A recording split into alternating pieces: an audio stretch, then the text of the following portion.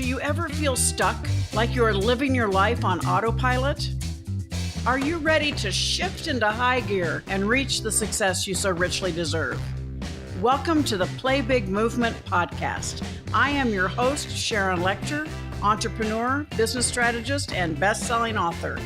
Playing big is not about settling for good enough or being comfortable. It is about reaching your highest potential and achieving your greatest success.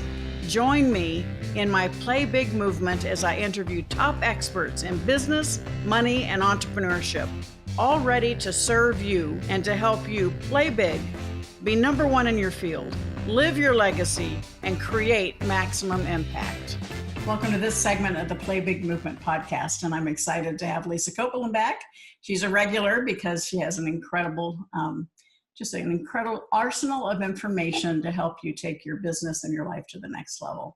One of the things that we've talked about in previous shows, number one woman in automotive, but certainly she was recognized as the top 100 women in automotive, but has continued to be an absolute champion for the automotive industry and certainly for women within that industry, and has in the last couple of years just soared to new heights in creating opportunities for people to get counsel from her on how to expand their dealerships, their industries. She serves on a board for women in automotive. And as she sold her dealership a few years ago and has gone out in more of the consulting role and now is looking at doing her own television show, I'm so proud of her.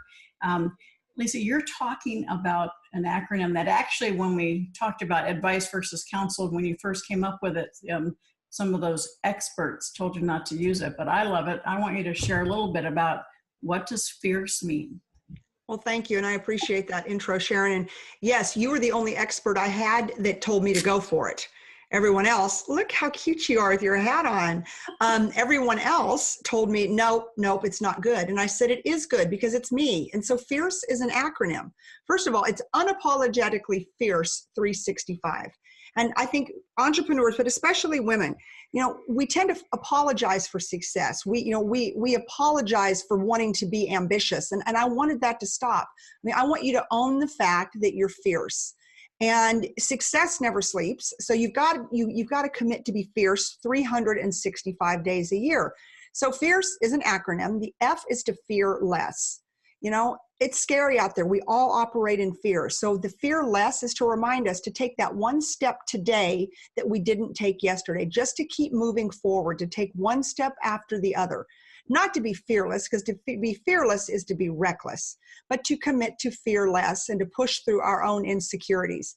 I in fierce is to imagine. You have to be able to imagine the possibilities. How in the world do you go out and you create this dream job, this dream business, or this dream career if you haven't imagined it first, if you haven't thought it out in your head, sketched it out on a vision board and said, this is what I want to be, this is where I want to end up. And I'll tell you, and then I'll get back to that story in a second. The E in fierce, the first E is for enthusiasm. Nobody wants to do business with Debbie Downer. So, if people don't want to be around you, if you are not passionate 1,000,000% about what you do, don't do it. The R is for relentless. Success is not easy and success never sleeps. So you've got to be unapologetically relentless. The C is for crushing approval addiction. Because you see, I think about Elon Musk. Even his mother thought he was crazy. And if Elon Musk would have listened to all the naysayers, he wouldn't be where he is today. He wouldn't have a space center. He wouldn't have invented this electric car, the electric battery, all the things that Musk has done. You can't worry about the naysayers. You need to use haters as fuel. And most importantly in fierce, because you can be fearless, you can have imagination, you can be enthusiastic, you can be relentless, you can crush approval addiction, but if you don't execute, if you don't put a plan in place and actually pull the trigger, it's all for naught. So that is the acronym. That is how to be unapologetically fierce 365 days a year. And I love the execute, because when we talk about the personal success equation, that last A is action, taking actions. Because so many, we know what we're supposed to do, we just don't do it. And that execution and follow through is typically when I'm mentoring people, They fall into two classes. They get excited, they listen, they take notes, but they don't do it. And then those that truly are engaged and want to create that success, they get it done before you even ask the question. And that's Right.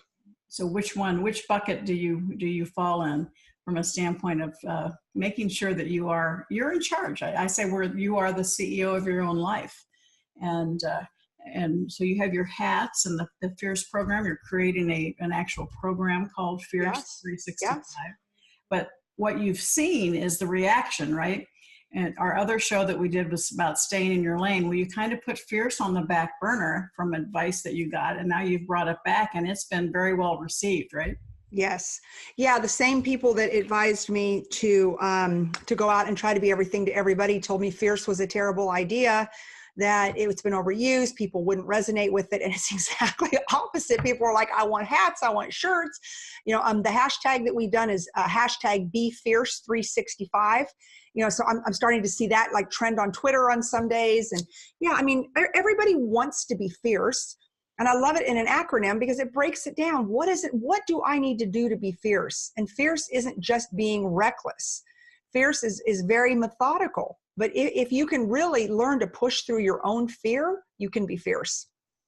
And I love it. I'd like to go back to the very beginning, because you talked about, fearless is irresponsible at times, being fearless, but fearless is something that all about outwitting the devil, is recognizing and illuminating where that fear is coming from, is part of that process, so that you can fear less. Yes. When you live in fear, it's negative. And what do you attract when you're negative? Bad results. Right. So talk a little bit more about fearless and how you. Yeah. So when I left the dealership, when I sold my dealership 3 years ago, I was leaving a very high profile position and a lot of security. I just didn't want to do business with my ex-partner anymore. Let's just call it. And so I made the decision to sell. And it was a very scary time. And a friend of mine said to me, in the Bible, Jesus uses fear not more than any other word, 75 times to be exact. So I went home that night and I was like, And I went and I ordered a license plate for a car I didn't even own yet. And the license plate, I wonder if I've got it. Oh, I do have it. Hold on. Bear with me, people. I should not have turned to my back to the camera. Should have had it. But this was my license plate. So I went and I ordered this license plate for a car I did not even have. And in Texas, you have to go down and pick up the plates and you have to register them to a car.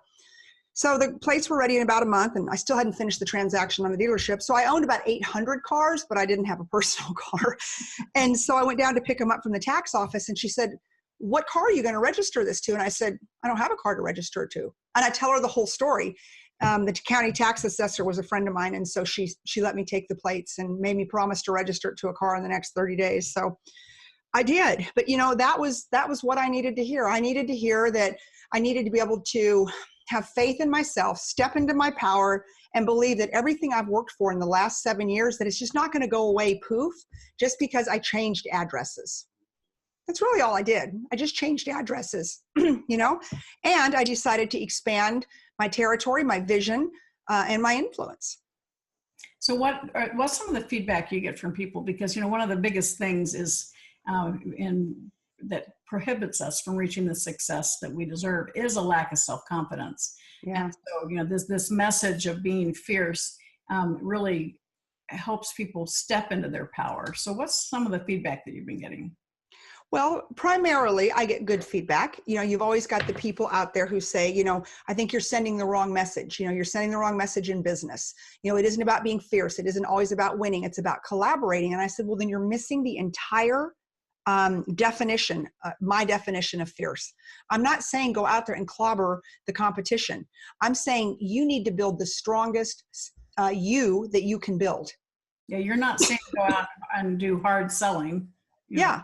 Yeah. I don't believe in hard selling. I believe that the definition of sales is bringing a buyer and a seller into mutual agreement.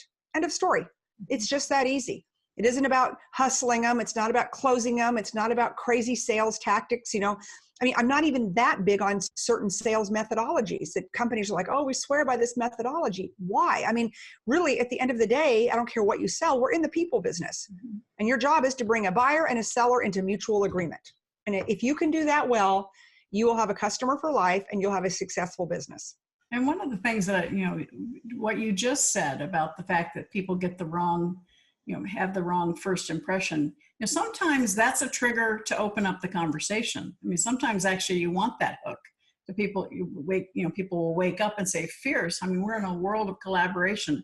It opens that door of opportunity for you to share what your message is. So yeah, and I'm really glad fierce starts with F, because as you can see, fear, I've been fearful my whole life about things. And I think it's after I hit my late 40s, I was kind of like, you know what? I got nothing to lose. I was willing to take some chances because I could, because I'd worked hard. And so I'm not saying go out there. And like I said, to be fearless is to be reckless. But to fear less is to open yourself to the opportunity that you're going to take one step tomorrow farther today than you would have taken yesterday, and one more step tomorrow. And that, and the other thing that I just really want to leave with your listeners is that danger is real and fear is a choice. And Psychology Today says 96% of what we fear never materializes, and precious time in that. You just burn it. And I think about, how many people lay in bed at night and worry about the house burning down? Well, that's just fear. Running into a burning building, well, that's danger. You don't want to run into the burning house, but to lay in bed and worry about your house burning down, it just takes precious days and life, or precious days and minutes and seconds out of your life that you're never going to get back.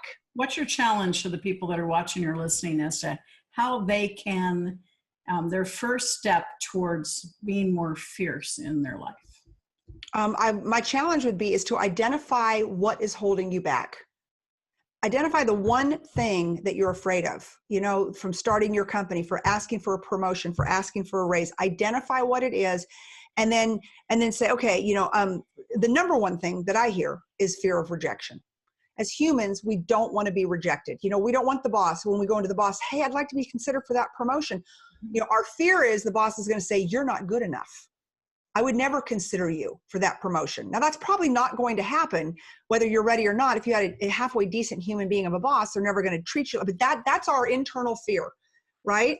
Fear of asking for a raise. Well, we're afraid that they're going to say, well, we don't think you're worthy of a raise, And so it's fear of rejection. And so pushing yourself through that fear of rejection and making the asks, and then being able to reconcile the results of your ask.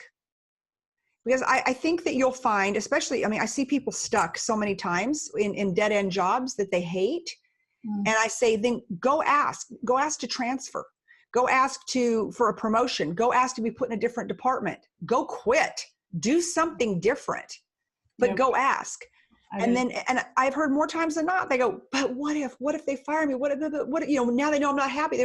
So you're going to stay unhappy the rest of your life? Quit talking to me about it. And that's, those people, the fear of rejection that goes hand in hand with fear of change. Oh, absolutely. Different. It's like you get this inertia. You're doing the same thing all the time, and you realize that you need to step outside your comfort zone and do something different. And that's what you're challenging them with fierce. And imagine the possibilities. Imagine what you could accomplish in your life if you just took that step. So and when you're out talking to those people, the first E in fierce is to be enthusiastic. You've got to sell it. You've got to sell it to your boss that you deserve a raise. You've got to sell it to your boss that maybe you should transfer to a different department. Sell it to your boss that, you haven't had a raise in 2 years and rents are going up and gas is going up. Everything's going up except for your paycheck. But you've got to be enthusiastic about doing it, right? You may have to be a little relentless. Sometimes those meetings are hard to get because bosses and people in charge, two things, they're busy or they're avoiding us, right? And you have to not worry about what other people think, crushing approval addiction. And the execute is, the last E is execute, because you can't just think it through, imagine the possibilities, write out your strategy, and then never pull the trigger and set the meeting with your boss. And that's just one of a gazillion examples, or with your spouse or with your children, anything. And particularly when I'm speaking to a group of women, I said, don't wait for your white knight. You Right. are your own white knight. You know, Right. You go, girls. Yep. Stand Yep. up for yourself. So Lisa's going to hang out with me for a few minutes because we're going to do another segment for the private Facebook group. But Lisa, thank you so much for being with us today, and everybody watching. Just be fierce, Yes. unapologetically fierce. Be fierce 365. Yes, and we can only imagine the success that you'll create. So thank you. Have a great day. Thank you for listening to this segment of the Play Big Movement podcast. Please subscribe to iTunes and leave us a review, as well as join us in other areas of social media, Twitter, Instagram, and LinkedIn at Sharon Lechter, and for Facebook, author Sharon Lechter. Thank you so much and have a fabulous day.